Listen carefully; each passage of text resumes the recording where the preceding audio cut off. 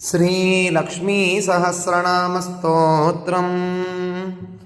नाम्नां साष्टसहस्रं च ब्रूहि गार्ग्य महामते। महालक्ष्म्या महादेव्या भुक्तिमुक्त्यर्थसिद्धये। गार्ग्य उवाच सनत्कुमारमासीनं द्वादशादित्यसन्निभम् अपृच्छन् योगिनो भक्त्या योगिनामर्थसिद्धये। सर्वलौकिककर्मभ्यो विमुक्तानां हिताय वै भुक्तिमुक्तिप्रदं जप्यम् अनुब्रूहि दयानिधे। सनत्कुमार भगवन् सर्वज्ञोऽसि विशेषतः आस्तिक्यसिद्धये नृणां क्षिप्रधर्मार्थसाधनम्। खिद्यन्ति मानवाः सर्वे धनाभावेन केवलो सिद्ध्यन्ति धनिनोऽन्यस्य नैव धर्मार्थकामनाः। दारिद्र्यध्वंसिनी नाम केन विद्या प्रकीर्तिता केन वा ब्रह्मविद्यापि केन मृत्युविनाशिनी। सर्वासां सारभूतैका विद्यानां केन कीर्तिता प्रत्यक्षसिद्धिता ब्रह्मन् तामाचक्ष्वदयानिधे। सनत्कुमार उवाच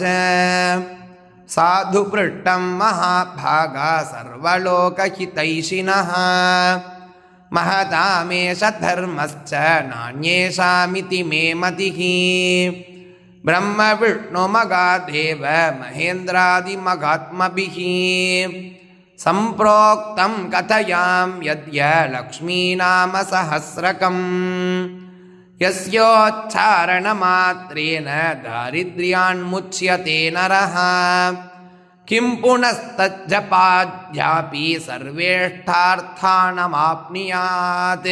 अस्य श्रीलक्ष्मी दिव्यसहस्रनामस्तोत्रमहामन्त्रस्य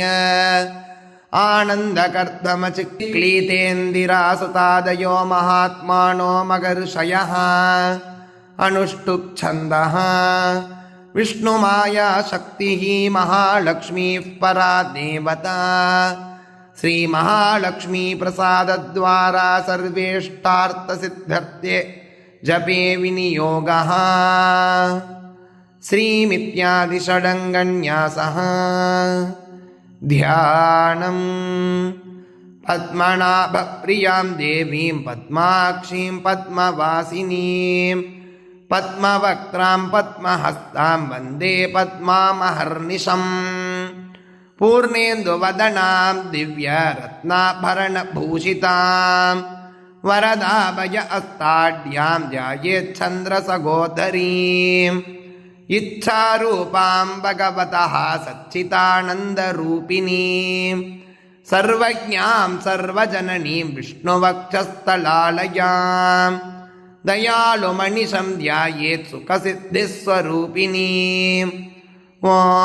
नित्यागतानन्दनित्यानन्दिनी जनरञ्जनी नित्यप्रकाशिनी चैव स्वप्रकाशस्वरूपिणी महालक्ष्मीर्महाकाली महाकन्या सरस्वती भोगवैभवसन्धात्री भक्तानुग्रहकारिणी।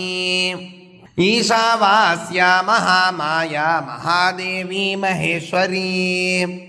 हृल्लेखा परमाशक्तिः मातृका बीजरूपिणी। नित्यानन्दा नित्यबोधानादिनी जनमोदिनी सत्यप्रत्ययनी चैव स्वप्रकाशात्मरूपिणी। त्रिपुरा भैरवी विद्या अंसा वागीश्वरी शिवा वाग्देवी च मगारात्रिः कालरात्रिस्त्रिलोचना भद्रकाली कराली च महाकाली तिलोत्तमा काली करालवक्त्रान्ता कामाक्षी कामदा शुभा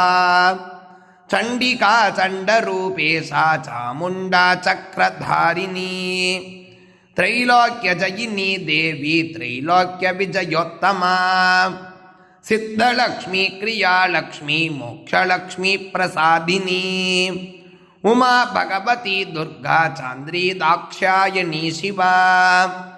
प्रत्यङ्गिराधरा वेला लोकमाता हरिप्रिया पार्वती परमादेवी ब्रह्मविद्याप्रदायिनी अरूपा बहुरूपा च विरूपा विश्वरूपिणी पंचभूतात्मिका वाणी पंचभूतात्मिका परा काली मा पंचिका वाग्मी अविप्रत्यधिदेवता देवमाता सुरेशाना देवगर्भाम्बिका धृतिः संख्या जाति क्रिया शक्ति प्रकृतिर्मोहिनी मही यज्ञ विद्या मगा विद्या गुह्य विद्या विभावरी ज्योतिष्मती मगा माता सर्वमंत्र फलप्रदा आरित्यध्वंसिनी देवी हृदय ग्रंथि भेदिनी सहस्रादित्य संकाशा चंद्रिका चंद्ररूपिणी गायत्री सोम संभूति सावित्री प्रणवात्मिका शांकरी वैष्णवी ब्राह्मी सर्वदेव नमस्कृता सेव्य दुर्गा कुबेराक्षी करवीर निवासिनी जया च विजया चैव जयंती चापराजिता कुब्जिका कालिका शास्त्री वीणा पुस्तकधारिणी सर्वज्ञ शक्ति श्री शक्ति ब्रह्म विष्णु शिवात्मिका इडा पिंगलिका मध्य मृणाली तंतुरूपिणी यज्ञेशानी प्रथा दीक्षा दक्षिणा सर्वमोहिनी अष्टांग योगिनी देवी निर्बीज ध्यान गोचरा सर्वतीर्थस्थिता शुद्धा सर्वपर्वतवासिनी वेदशास्त्र प्रभा देवी षडंगाधिपदक्रमा शिवा धात्री शुभानंदा यज्ञकर्मस्वरूपिणी व्रतिनी मेनका देवी ब्रह्माणी ब्रह्मचारिणी एकाक्षर परा तारा भवबन्धविनाशिनी विश्वंभराधरा धारा निराधारादिकस्वरा राकाकुहूरमावास्या पूर्णिमानुमद्युतिः सिनीवाली शिवावस्या वैश्वदेवी पिशंगिला पिप्पला च विशालाक्षी रक्षोऽग्निवृष्टिकारिणी दुष्टविद्राविणी देवी सर्वोपद्रवनाशिनी शारदा शरसन्धाना सर्वशस्त्रस्वरूपिणी युद्धमध्यस्थिता देवी सर्वभूतप्रभञ्जनी अयुद्धा युद्धरूपा च शान्ता शान्तिस्वरूपिणी गंगा सरस्वती वेणी यमुना नर्मदापगा समुद्रवसना वासा ब्रह्माण्डश्रेणी मेखला पंचवक्त्रा दशभुजा शुद्धस्फटिकसन्निभा रक्ता कृष्णा स्थिता पीता सर्ववर्णानिरीश्वरी कालिका चक्रिका देवी सत्या तु वटुका स्थिता तरुणी वारुणी नारी जटा देवी सुरेश्वरी विश्वंभराधरा कर्त्री गलार्गल विभंजनी संध्या रात्रि दिवाज्योत्स्ना कलाकाष्ठा निमेशिका उर्वी कात्यायनी शुभ्रा संसारान्नवतारिणी कपिला कीलिका शोका मल्लिका नवमल्लिका देविका नंदिका शांता भंजिका भयभंजिका कौशिकी वैदिकी देवी सौरी रूपादिकादिमा दिग्वस्त्रा नववस्त्रा च कन्यका कमलोद्भवा श्री सौम्य लक्षणातीत दुर्गा सूत्र प्रबोधिका श्रद्धा मेधा कृति प्रज्ञा धारणा कांतिरेव च श्रुतिस्मृतिर्धृतिर्धन्या भूतिरिट्टिर्मनीषिणी विरक्तिर्व्यापिनी माया सर्वमाया प्रभंजनी मागेन्द्री मंत्रिणी सिम्मी चेन्द्रजालस्वरूपिणी अवस्थात्रय निर्मुक्ता गुणत्रय विवर्जिता ईषणात्रय निर्मुक्ता सर्वरोग विवर्जिता योगिध्यानान्तगम्या च योगध्यानपरायणा त्रयीशिका विशेषज्ञा वेदान्तज्ञानरूपिणी ಭಾರತೀ ಕಮಲಾ ಭಾಷಾ ಪದ್ಮಾ ಪದ್ಮವತಿ ಕೃತಿಗೆ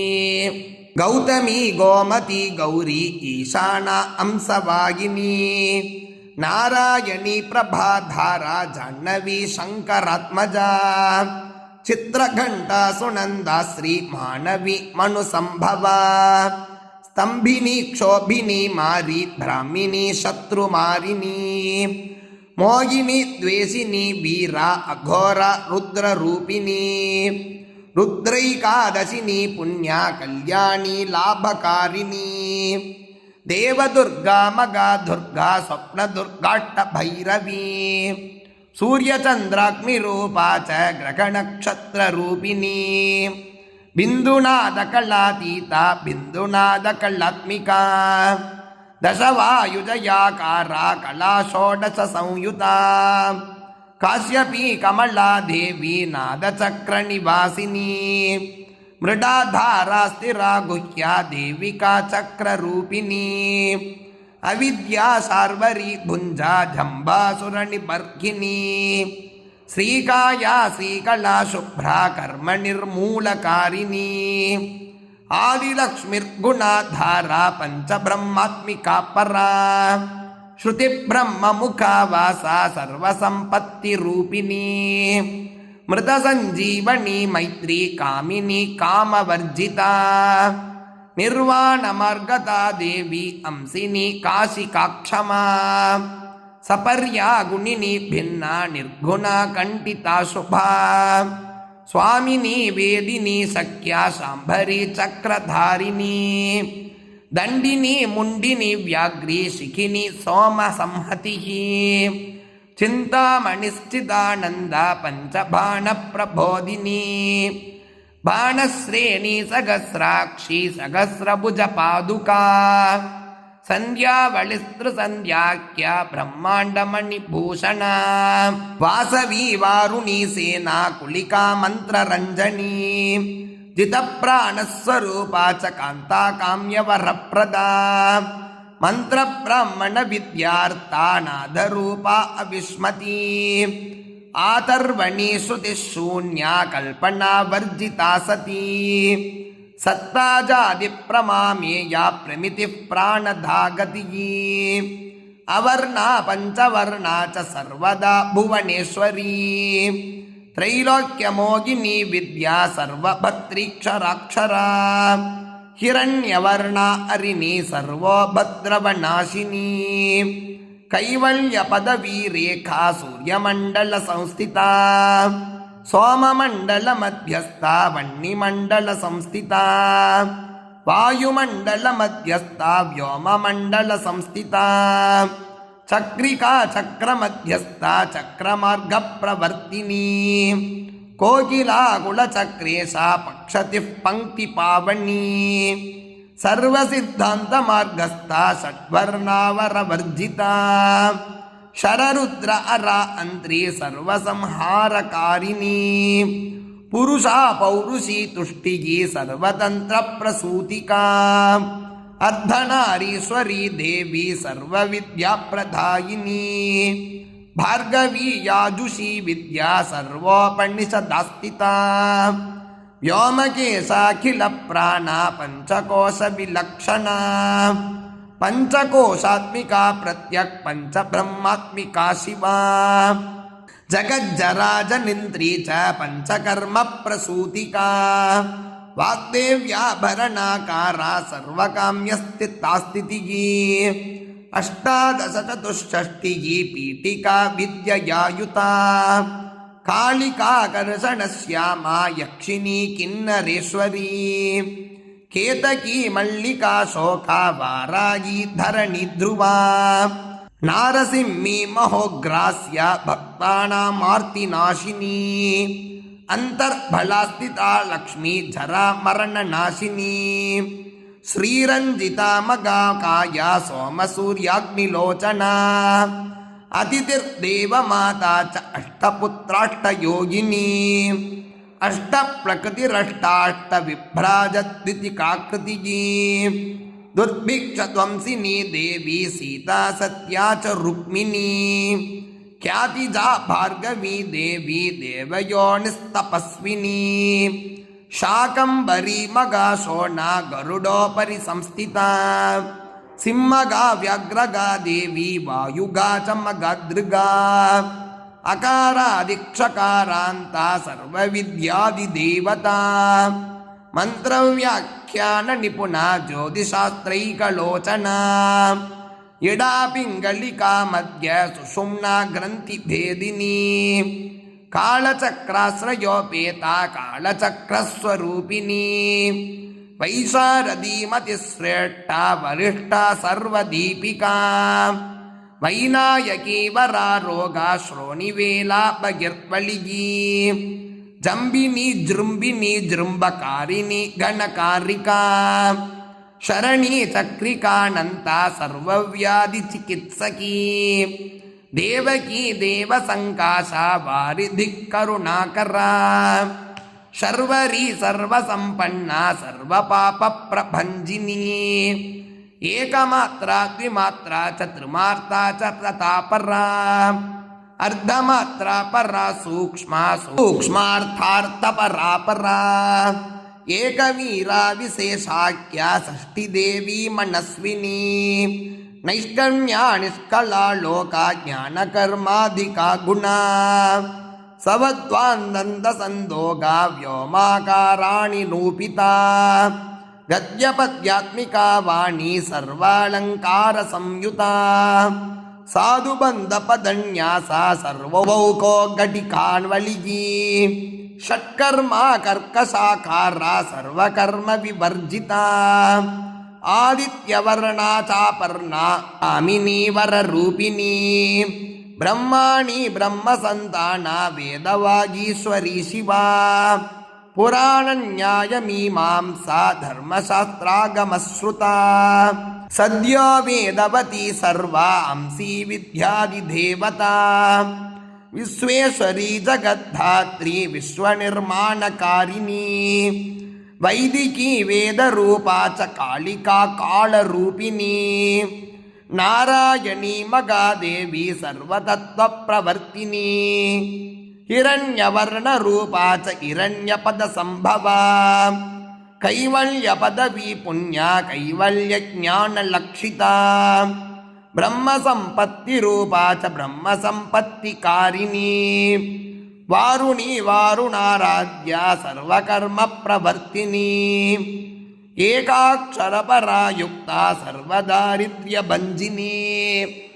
पाशाङ्कुशान्विता दिव्या वीणा व्याख्यानसूत्रभृत् एकमूर्तिस्त्रयी मूर्तिः मधुकैटपभञ्जिनी सांख्या सांख्यवती ज्वाला ज्वलन्ती कामरूपिणी जाग्रन्ती सर्वसम्पत्तिः सुषुप्ता स्वेष्टधायिनी कपालिनी मगाद्रंटा भ्रुकुटी कुटिलालना सर्वावासा सुवासा च बृहत्यट्टिश्च शक्वरी छन्दो गणप्रतिष्ठा च कल्माशी करुणात्मिका चक्षुष्मती महाघोषा खड्गचर्मधरा शनिगी शिल्पवैचित्र्यविद्योता सर्वतो भद्रवासिनी अचिन्त्यलक्षणाकारा सूत्रभाष्यनिबन्धना सर्ववेदार्थसम्पत्तिः सर्वशास्त्रार्थमातृका अकारादिक्षकारान्त सर्ववर्णकृतस्थला सर्वलक्ष्मी सदानन्दा सारविद्या सदाशिवा सर्वज्ञा सर्वशक्तिश्च केचरी रूपगोच्छ्रिता अणिमादिगुणोपेता पराकाष्ठा परागतिगी हंसयुक्त विमानस्था हंसारूढ़ा शशिप्रभा भवानी वासना शक्ति आकृतिस्था किलाखिला तंत्रगेतृविचित्रांगी व्योम गंगा विनोदिनी वर्षा च वार्षिका चैव ऋग्यजुस्सामरूपिणी मगा नदी नदी पुण्या घन्य पुण्य गुणक्रिया समाधिगतलभ्यार्था श्रोतव्या स्वप्रिया घृणा